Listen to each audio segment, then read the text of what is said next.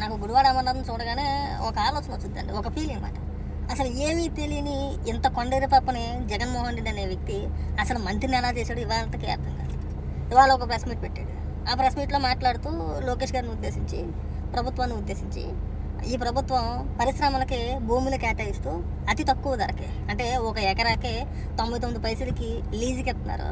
అంటే లీజుకి ఇస్తున్నారనే పదం మళ్ళీ వాటర్ వాళ్ళు, ఎందుకంటే ప్రజల్లో కొద్ది కన్ఫ్యూజన్ ఉండాలి. లీజుకి ఇచ్చారా, అమ్మేశారా అన్న సందేహం ఉండాలి. వీళ్ళు చెప్పేది ఎలా అర్థం వచ్చిందంటే ప్రభుత్వం అమ్మేసినట్టే అర్థం వచ్చేలా చెప్తారు. వాస్తవానికి ప్రభుత్వం ఆ స్థలాన్ని అమ్మలేదు.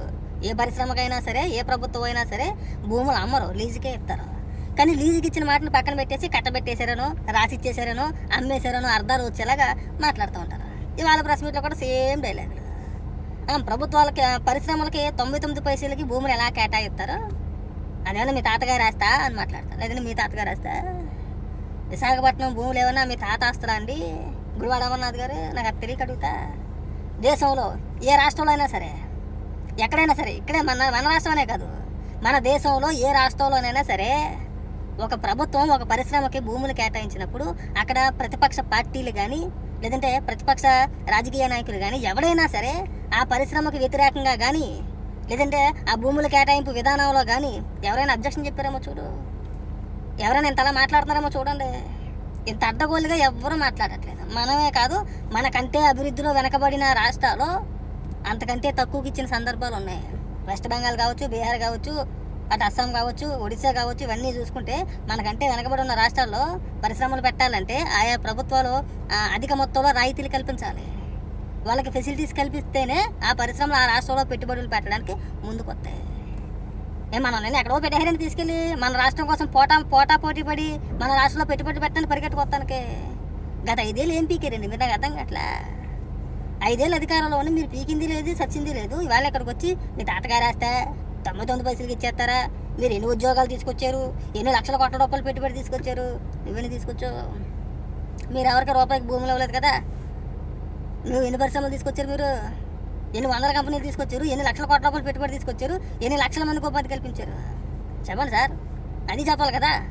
మనం ప్రభుత్వాన్ని అడుగుతున్నాం, నారా లోకేష్ గారిని ఉద్దేశించి మనం క్వశ్చన్ అడిగాం. అయ్యా నువ్వు అంత మంత్రిగా ఉన్నావు, ఈ 2 ఏళ్ల కాలంలో ఎన్ని పరిశ్రమలు తీసుకొచ్చారు, ఎన్ని లక్షల కోట్ల రూపాయలు పెట్టుబడులు తీసుకొచ్చారు, ఎంతమందికి ఉపాధి కల్పించారు, ఒక వైట్ పేపర్ రిలీజ్ చేయమని చెప్పి నువ్వు అడుగుతున్నావు. బ్రహ్మాండంగా ఉంది, వెళ్ళని గుడ్డు. మరి నీ హయాంలో ఏం చేసావు? నువ్వు దాదాపు 3 ఏళ్ళు మంత్రిగా చేసావు. ఆ తర్వాత అంతమంది ఎవరు ఉన్నారని చనిపోయారు, సరే అంత సంగతి పక్కన పెట్టు. నువ్వు 3 ఏళ్ళు మంత్రిగా చేసావు, ఎన్ని పరిశ్రమలు తీసుకొచ్చావు, ఎన్ని తెచ్చావు, ఎన్ని వందల కోట్ల రూపాయలు పెట్టుబడులు, ఎన్ని లక్షల కోట్ల రూపాయలు పెట్టుబడులు, ఎన్ని లక్షల మందికి ఉపాధి కల్పించారు? చెప్పగలుగుతావా? చెప్పే దమ్ముందా? అది చెప్పాలి ముందు.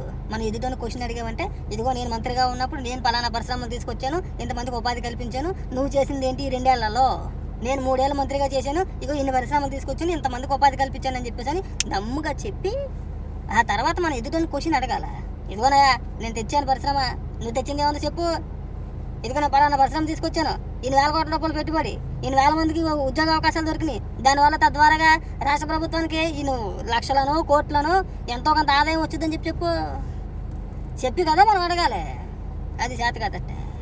ఇప్పుడు నారా లోకేష్ గారు అర్జెంటుగా వైట్ పేపర్ రిలీజ్ చేస్తారు. వైట్ పేపరే కదా రిలీజ్ చేస్తారు. మీకు చేతనైతే ఇదే క్వశ్చన్, ఇదే ప్రశ్న, నువ్వు అడిగిన ప్రశ్న ఏదైతే ఉందో ఇదే ప్రశ్న జగన్మోహన్ రెడ్డిని అసెంబ్లీలో అడగమనండి. వైట్ పేపర్ బ్రహ్మాండంగా రిలీజ్ చేస్తారు, భయం ఏమీ లేదు. నారా లోకేష్ గారి వారు మంత్రి అయిన తర్వాత ఆయన నిత్యం రాష్ట్రానికి ఏదో రకంగా పరిశ్రమలు తీసుకురావాలనే ఉద్దేశంతోనే పనిచేస్తున్నాడు ఆయన. చూడు, మన దక్షిణ కొరియా వెళ్ళినప్పుడు అనేక పరిశ్రమల అధిపతులతోటి, ఆ కంపెనీ యొక్క ప్రతినిధులతోటి, సీఈఓలతో కూర్చొని మాట్లాడి మా రాష్ట్రంలో పెట్టుబడి పెట్టండి, మీకు ఈ ఫెసిలిటీస్ ఉంటాయి, ప్రభుత్వం తరపు నుంచి మేము అందించాల్సిన సహాయక మొత్తం చర్యలన్నీ కూడా మేము మీకు అందిస్తాం, మేము మీకు వెనకుంటాం, మేము మీకు తోడుంటాం, మిమ్మల్ని మేము ప్రోత్సహిస్తాం, మా రాష్ట్రంలో పెట్టుబడి పెట్టండి, మా యువతకి ఉపాధి దొరుకుద్దని చెప్పేసి అని ఆయన కష్టం ఆయన పడుతున్నాడు. అనేక పరిశ్రమలు తీసుకొచ్చారు. కాగ్నిజెంట్ కావచ్చు, టీసీఎస్ కావచ్చు, గూగుల్ డేటా సెంటర్ కావచ్చు, ఎల్జీ ఎలక్ట్రానిక్స్ కావచ్చు, చెప్పుకుంటా పోతే కొన్ని వందల పరిశ్రమలు తీసుకొచ్చారు ఈ 2 ఏళ్ల కాలంలో. దాదాపు 1,20,000 కోట్ల రూపాయలు పెట్టుబడులు. 1 కాదు 2 కాదు, అన్ని ఆధారాలతో సహా చెప్తారు. వెళ్ళి అడిగే దమ్ముందా? అసెంబ్లీకి వెళ్ళి అడిగే దమ్ముందా? దమ్ము లేనప్పుడు అప్పబయకవరు దేనికి? ఈ చెక్క మాటలు దేనికి అంటున్నా? మీరు ఏం రాజకీయ నాయకులు అని మాకు అర్థం కావట్లేదు. మాట్లాడితే భూములు తరిమేస్తా అంటే భూములు వెనక్కి తీసుకోమంటారు.